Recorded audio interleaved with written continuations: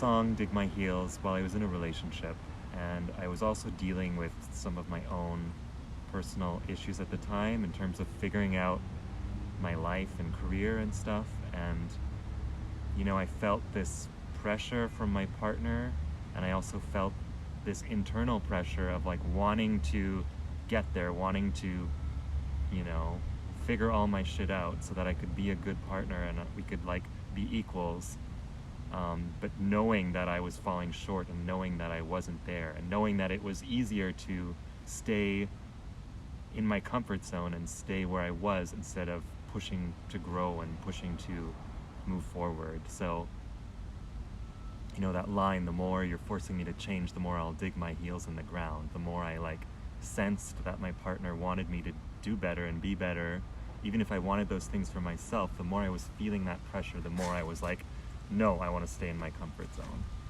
So that's what the song is about.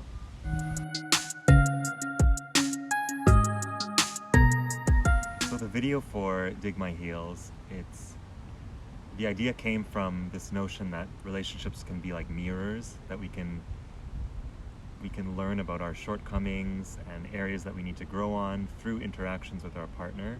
So in the video, I'm very literally playing two sides of a relationship, and there's a couple that has an argument, and one of them kind of storms off, leaves to get some air, the other one stays. And yeah, the video just depicts different ways in which people cope with the demands and responsibilities of being in a relationship.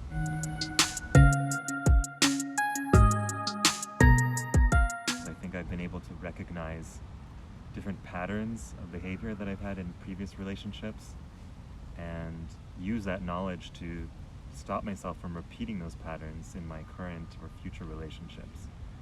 So that's been great. And secondly, just realizing that I need to be more self-reliant. I can't depend completely on my partner to rescue me or boost up my self-esteem or any of these things, because at the end of the day, it's just not healthy for them or the dynamic of the relationship, and it's not good for myself. I need to be able to depend on me first, before depending on my partner.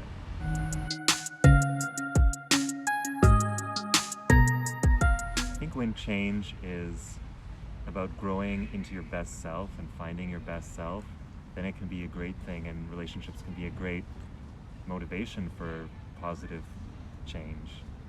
When it's forced on you, or you're trying to live up to your partner's expectations or demands or their fantasy of what they want their partner to be like, then I don't think that is very healthy necessarily.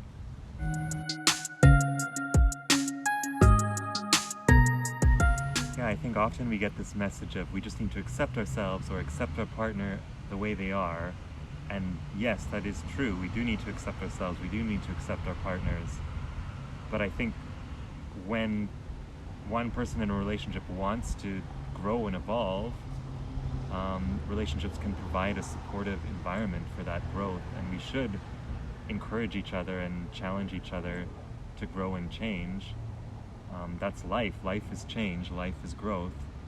And but it can't be something that's like forced or done on someone else's terms. It has to be something that comes from the individual.